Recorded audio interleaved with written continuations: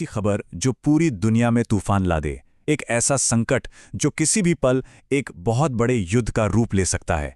आइए इस पूरे मामले की तह तक चलते हैं और इसे गहराई से समझते हैं।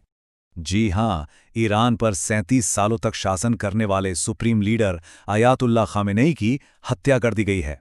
और ये सिर्फ एक इंसान की मौत नहीं है, ये एक ऐसी घटना है जो मिडिल ईस्ट और शायद पूरी दुनिया के भविष्य को हमेशा हमेशा के लिए बदल सकती है। देखिए, ये कोई छोटा मोटा हमला बिल्कुल नहीं था। निशाना सीधे सीधे सुप्रीम लीडर आयातुल्लाह खामेनेई थे, लेकिन उनके साथ साथ ईरान के कमांडर और रक्षा मंत्री भी मारे गए। और इसे अंजाम किसने दिया? एक जॉइंट यूएस इजराइल ऑपरेशन ने। इजराइल की खुफिया एजेंसी मोसाद ने उनकी लोकेशन को ट्रैक किया और अमेरिका ने अपनी सबसे घातक बंकर बस्टिंग मिसाइलों से हमला बोल दिया। लेकिन सबसे बड़ा सवाल तो ये है, आखिर ऐसा किया क्यों गया?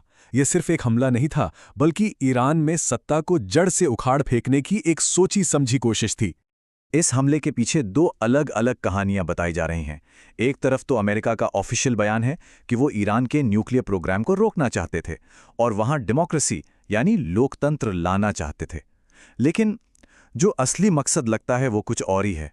ईरान में एक ऐसी सरकार बिठाना जो अमेरिका की सुने, उसके तेल के विशाल भंडारों पर कब्जा करना और मिडिल ईस्ट में किसी भी ताकतवर दुश्मन को उभरने से पहले ही खत्म कर देना। इस हमले का समय भी बहुत खास था। ईरान पहले से ही सालों से अमेरिकी बैन झेल रहा था, जिससे उसकी अर्थव्यवस्था काफी कमजोर हो चुकी थी। ऊपर से देश के अंदर भी सख्त कानूनों और महंगाई को लेकर लोगों का गुस्सा बढ़ रहा था। तो हमला ठीक उस वक्त किया गया जब ईरान अंदरूनी तौर पर काफी कमजोर महसूस कर रहा था। लेकिन एक बात साफ समझ लीजिए, ये लड़ाई सिर्फ मिसाइलों और बमों से नहीं लड़ी जा रही। इसके दो मोर्चे हैं, एक जमीन पर और दूसरा इंटरनेट की दुनिया में। तो ये दो तरफा हमला काम कैसे करता है? पहला कदम था फिजिकल स्ट्राइक, जिसमें अमेरिकी मिसाइलों ने ईरान की टॉप लीडरशिप को ही खत्म कर दिया। और दूसरा कदम था इंफॉर्मेशन वॉर, यानी सूचना का युद्ध। इजरायली मोसाद ने लाखों ईरानियों के मोबाइल फोन हैक कर लिए और मकसद था देश के अंदर ही सिविल वॉर यानी गृह युद्ध भड़काना, लोगों को सड़कों पर उतरने के लिए उकसाना और सैनिकों को अपनी पोस्ट छोड़कर भागने के लिए कहना। जरा सोचिए, लाखों लोगों के फोन पर एक मैसेज आता है, सड़कों पर उतरो, ये तुम्हारी आजादी लेने का समय है। ये साफ तौर पर लोगों को अपनी सरकार के खिलाफ भड़काने की एक सीधी कोशिश थी। हमले के बाद ईरान के अंदर का माहौल बड़ा अजीब था। देश बटा हुआ नजर आ रहा था। कुछ लोग अपने नेता की मौत का शोक मना रहे थे, तो वहीं दूसरी तरफ जो लोग महंगाई और सख्त कानूनों से परेशान थे वो जश्न भी मना रहे थे। पश्चिमी मीडिया ने इसी फूट का फायदा उठाया और जश्न मनाने वालों की तस्वीरें और वीडियोस को बढ़ा चढ़ाकर दिखाया, ताकि दुनिया को लगे कि ईरान के लोग तो इस हमले से बहुत खुश हैं। लेकिन अगर किसी को लगा था कि ईरान चुप बैठ जाएगा, तो वो बहुत बड़ी गलतफहमी में थे। ईरान ने अपने नेताओं पर हुए हमले का तुरंत और बहुत बड़ा जवाब दिया। और सबसे हैरान करने वाली बात तो ये है कि ईरान का जवाबी हमला बिल्कुल भी बिखरा हुआ नहीं था, बल्कि एक सोची समझी योजना का हिस्सा था।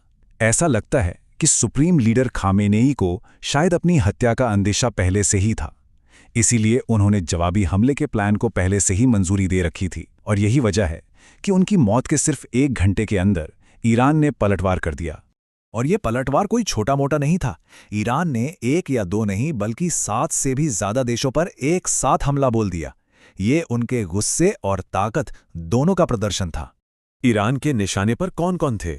Saudi Arab, Qatar, UAE, Kuwait, Israel, Jordan और सीरिया। इन देशों पर 2000 से भी ज्यादा बैलिस्टिक मिसाइलें दागी गईं। इससे अंदाजा लगाया जा सकता है कि यह जवाबी हमला कितना बड़ा और भयंकर था। लेकिन यहां एक सवाल जरूर उठता है, ईरान ने अमेरिका या इजराइल पर सीधा हमला करने के बजाय खाड़ी के दूसरे मुस्लिम देशों को निशाना क्यों बनाया? देखिए, इसके पीछे 3 बड़ी रणनीतिक वजहें थीं। पहली, ईरान की मिसाइलें सीधे अमेरिका तक नहीं पहुंच सकतीं। दूसरी और सबसे अहम वजह, इन सभी देशों में अमेरिका के बड़े बड़े मिलिट्री बेस हैं, तो असल में यह हमला अमेरिकी ठिकानों पर ही था। और तीसरी वजह थी इन खाड़ी देशों पर दबाव बनाना, ताकि वो अमेरिका को यह लड़ाई खत्म करने के लिए मजबूर करें। और इस लड़ाई की आग की लपटें सिर्फ मिडिल ईस्ट तक ही सीमित नहीं रहीं। इसका असर पूरी दुनिया पर लगभग तुरंत और बहुत ही गहरा पड़ा। हमले के सिर्फ 2 दिनों के अंदर दुनिया भर में कच्चे तेल की कीमतें 10% से ज्यादा बढ़ गईं। ये पूरी दुनिया की अर्थव्यवस्था के लिए एक बहुत बड़ा झटका था।